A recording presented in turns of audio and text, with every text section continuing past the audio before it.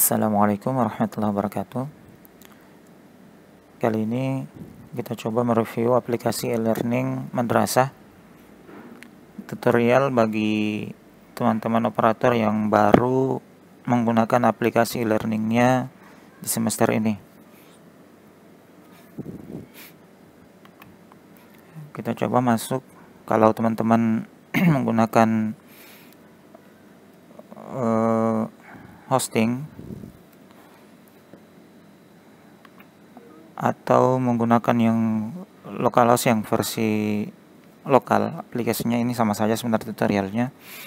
Jadi yang pertama kita akan review bagaimana aplikasi e-learning ini terkait fitur-fitur yang ada di dalamnya.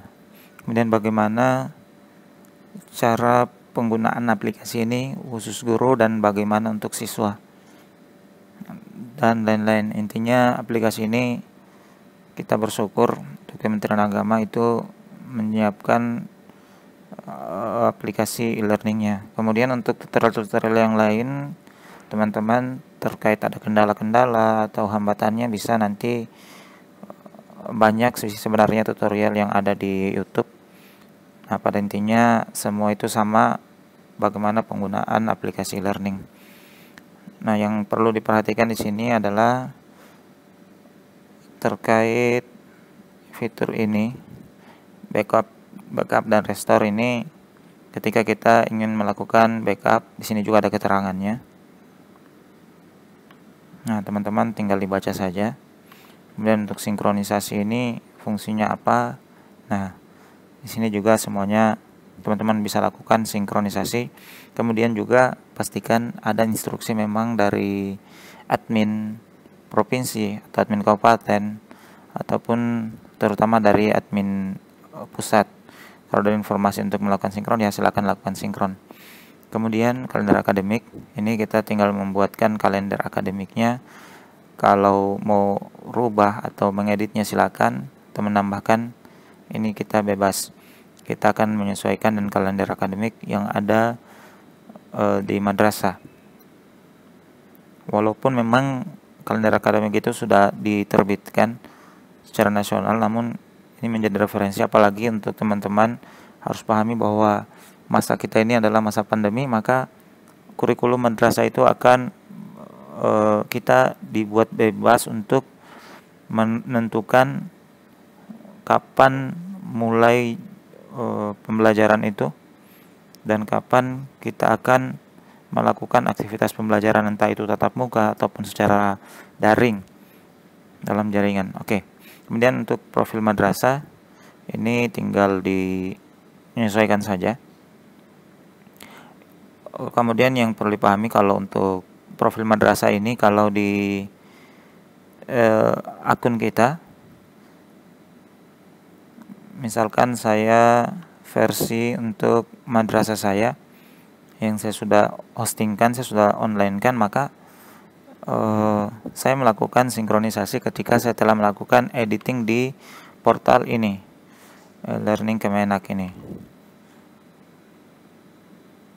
Nah, di Learning Kemenak itu kalau ada kesalahan nama madrasah, biasanya memang di situ double di sini. Biasanya di sini tulis MTS, misalkan ini contoh madrasah MTS Labibia. Nanti pada saat loginnya itu,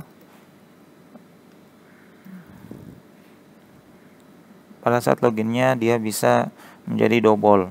Misalkan jenjang madrasahnya MTS, MTSS. Nah, seperti itu contohnya.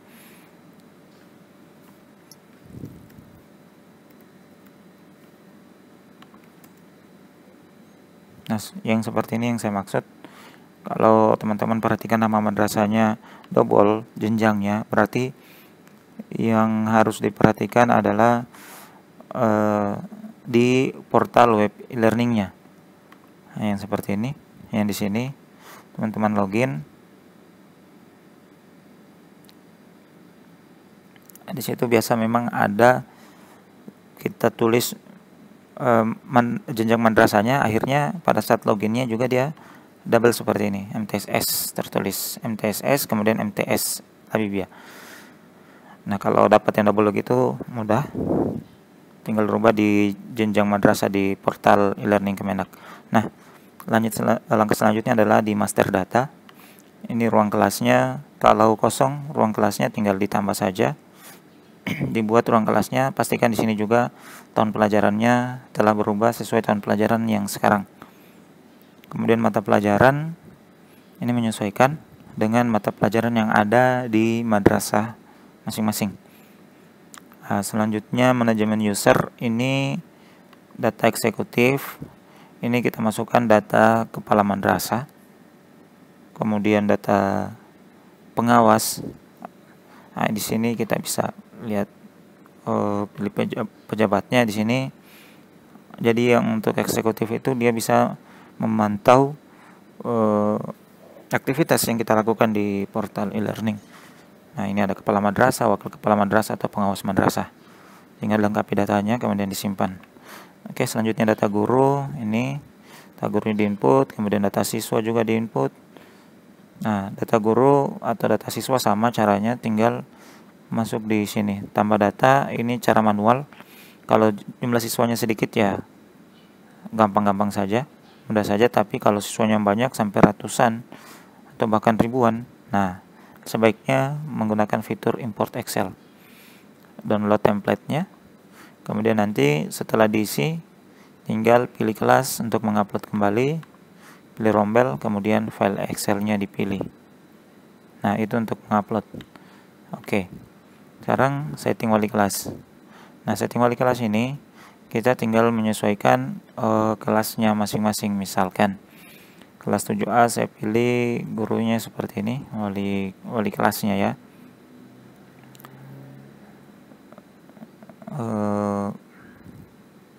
Sorry, saya lupa. Kelas 8 oh ya, ini gurunya. Ini oke, 8B. Ini hanya contoh ya, seperti ini. Klik OK. Nah, ini yang lainnya juga tinggal dilengkapi. Kemudian setting guru BK-nya. Nah, ini tinggal menyesuaikan saja.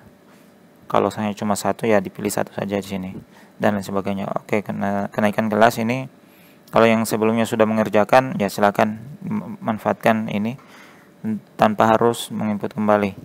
Oke, bisa import Excel, bisa kenaikan per siswa atau per rombel. Nah, seperti itu. Kemudian untuk pengaturannya di sini kita mengatur sesuai dengan apa yang ada kita lakukan di madrasah. Misalkan ada data-data yang ingin dirubah atau ingin menghapus datanya secara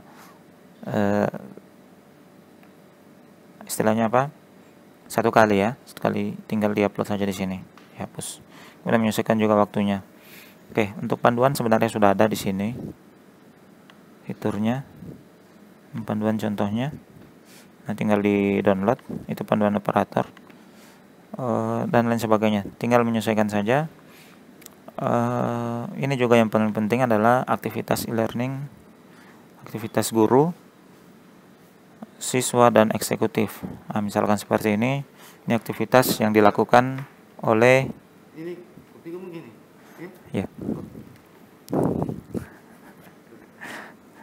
aktivitas ini dilakukan oleh guru ya. Ini adalah aktivitas yang dilakukan oleh siswa, dan ini eksekutif, misalnya kepala madrasah, pengawas, dan lain sebagainya. Oke, kita coba masuk di salah satu akun guru.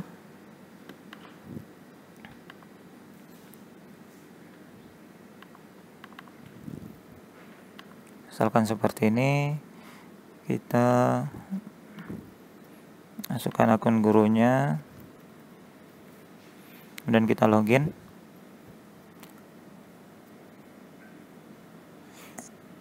Nah, di akun guru kita akan masuk di sini. Kalau teman-teman yang baru masuk, silakan baca baik-baik petunjuknya ini. Tinggal klik selanjutnya. Ini ada informasi-informasi tentang aplikasi ini. Kalaupun sudah dibaca, setiap login, nah tinggal diklik lewati saja. Nah, seperti ini. Kemudian yang perlu guru pahami untuk kelas ini di akunnya, maka guru harus membuat kelasnya dulu. Misalkan ini saya buat kelas, ini baru satu kelas ya. Saya buat kelas online seperti ini. Saya klik ini, kemudian pilih kelasnya, misalkan 8B, kemudian pilih rombel 8B, misalnya IPA, ini contoh ya, 8B. Oke, seperti ini contohnya. Kemudian deskripsinya, silakan deskripsi juga bebas. Misalkan kelas, nah itu tidak ada masalah, bebas. Kemudian mata pelajarannya sesuaikan saja, ini di akun guru. Kemudian agenda pertemuannya, untuk pertemuan dengan aplikasi ini, aplikasi learning berapa kali, atau memang kalau misalkan mau difokuskan di learning untuk pembelajarannya untuk Bapak dan Ibu, ya berarti harus menyesuaikan dia berapa kali pertemuan dalam, misalkan mau digunakan selama 1 semester atau cuma beberapa pertemuan saja yang diagendakan di sini. Ini saya sebagai contoh, saya buat 20 pertemuan misalkan, tinggal klik buat kelas. Nah, ketika kita sudah pilih buat kelas ini, tampilan inilah tampilan dari kelasnya. Nah, ini adalah nama kelasnya, ini adalah deskripsi kelasnya, kemudian aktivitas di kelas ini 0, ini berarti belum ada.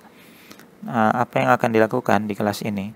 Jadi perhatikan dulu, saya ulangi ya, ini kelasnya sudah ada 2, berarti nanti pada saat masuk di beranda pertama kali, maka teman-teman harus pilih di sini untuk fokus ke satu kelas ya, misalkan ini 8A, ini 8B, misalkan seperti itu. Kemudian ini fitur yang baru di fitur di versi 2.0.0, ini adalah video conference, ini adalah aplikasi Jitsi yang disiapkan. Misalkan saya buat room,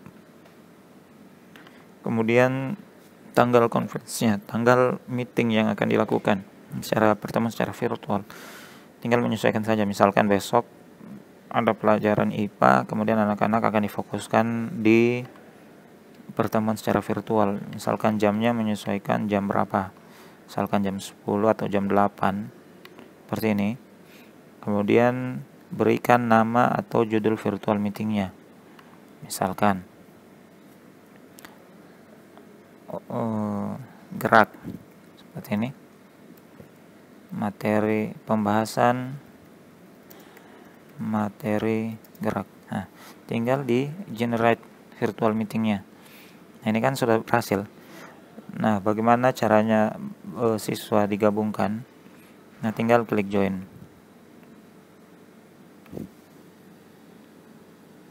Nah, klik joinnya ini, perhatikan jadwal yang telah ditetapkan.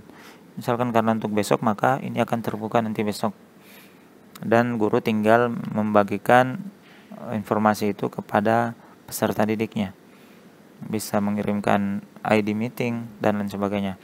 Kemudian sebelum kita memulai pembelajaran, alangkah baiknya fitur-fitur yang ada di sini, menu-menu yang ada di sini adalah dilengkapi dulu. Misalkan standar kompetensi inti, pengetahuan,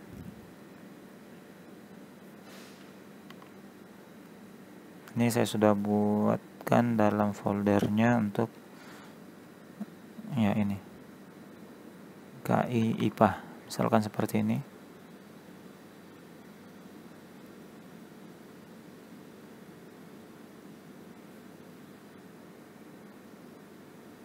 Nah, ini dia kompetensi inti pengetahuan, tinggal di copy saja.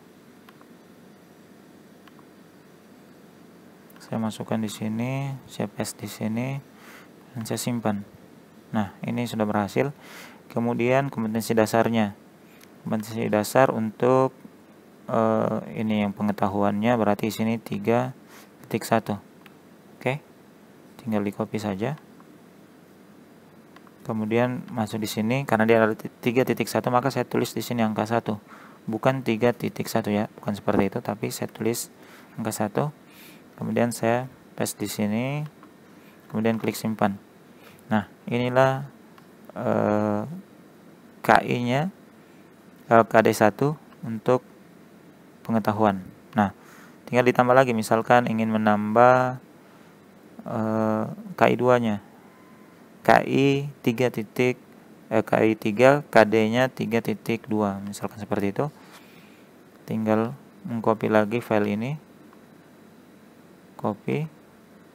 Kemudian masukkan angka 2 di sini dan paste di sini, kemudian klik simpan. Oke. Seperti ini sudah berhasil. Begitupun yang untuk keterampilan. Ya, ini hanya contoh ya. Tinggal dilengkapi saja teman-teman. Misalkan seperti ini, saya copy lagi keterampilan. Kemudian saya simpan. Seperti ini tersimpan. Kemudian urutan pertamanya apa? 4.1. KD-nya ini.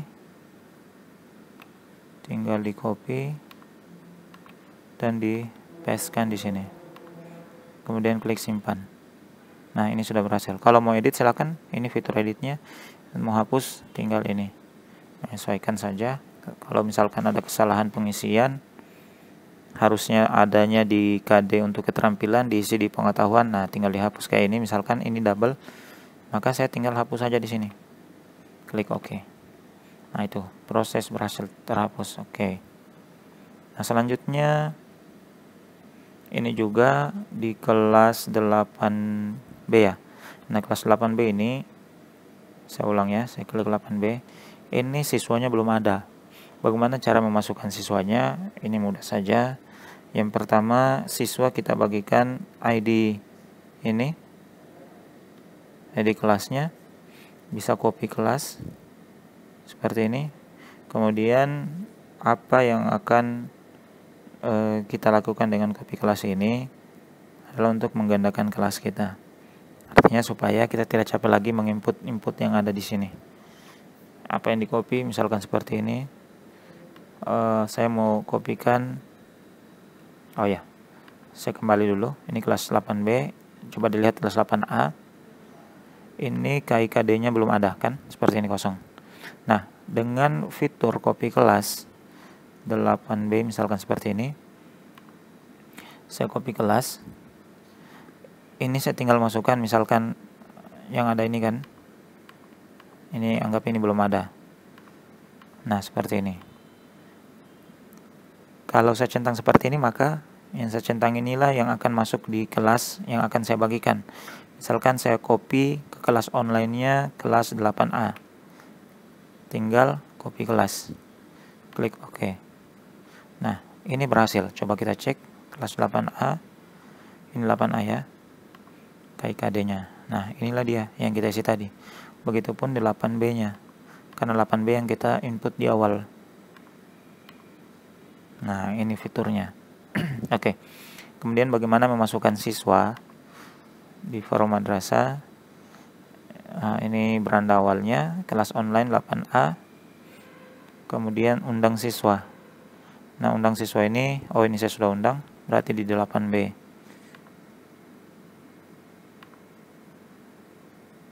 Nah, 8B ini kan belum ada siswanya. Saya tinggal undang siswa yang ada di 8B.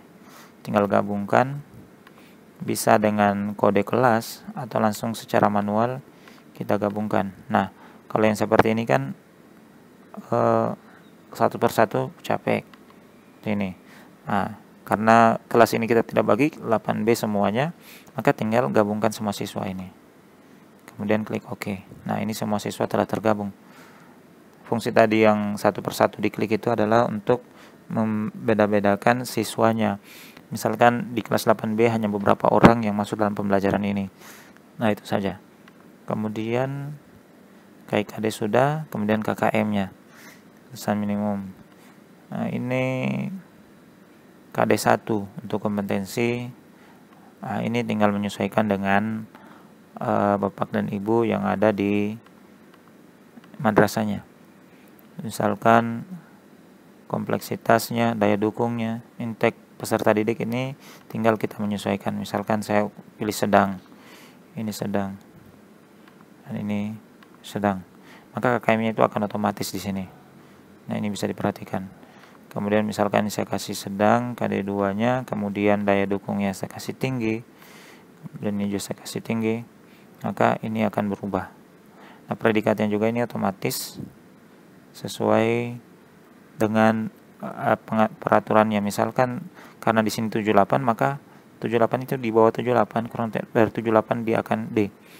Ini tinggal dirubah sebenarnya. Bisa dilihat perubahannya ya. Saya kasih rendah di sini misalkan. Nah, ini KKM-nya, ini juga berubah. Saya kasih tinggi atau sedang.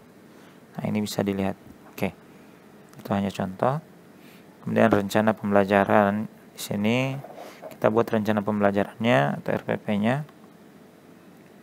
Ini tinggal kita menyesuaikan. Nah, tinggal isi saja. Ini opsional. Beberapa data memang yang wajib, tanda bintang, dan yang seperti ini adalah opsional, yang tidak bertanda bintang atau tertulis opsional. Nah, itu tinggal dilengkapi.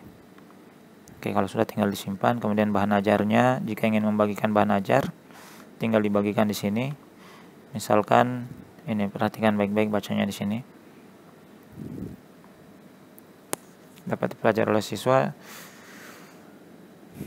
Nah, ini fitur-fitur yang ada di sini sebenarnya kita sudah sangat dipermudah. Oke, kemudian untuk data siswa,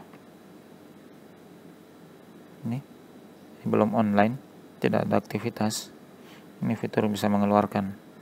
Oke, saya cancel ya. Kemudian absensi kelas. Ini kalau siswanya melakukan pengabsenan, maka dia akan masuk di sini. Dia hadir atau tidak hadir. Tidak hadir itu tandanya seperti itu. Kalau saya mau hadirkan siswanya seperti ini, saya pilih hadir ya.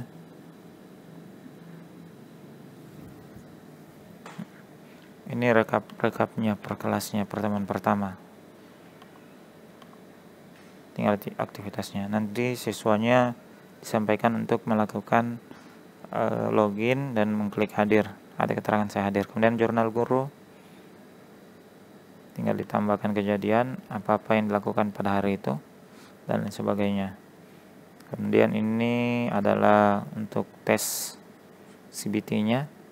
Kemudian ini adalah penilaian-penilaiannya. Oke, tinggal dicek satu persatu. Juga ada rekap nilai rapornya, tinggal di-download nantinya. Export ini untuk mendownload nilainya nanti. Oke. Monitoring aktivitas, kita bisa mengatur kelasnya, kalender kelas, dan bisa menghapus kelas. Oke. Ini untuk guru. Oke, bagaimana untuk siswa? Nantikan di tutorial saya selanjutnya. Terima kasih. Assalamualaikum warahmatullahi wabarakatuh.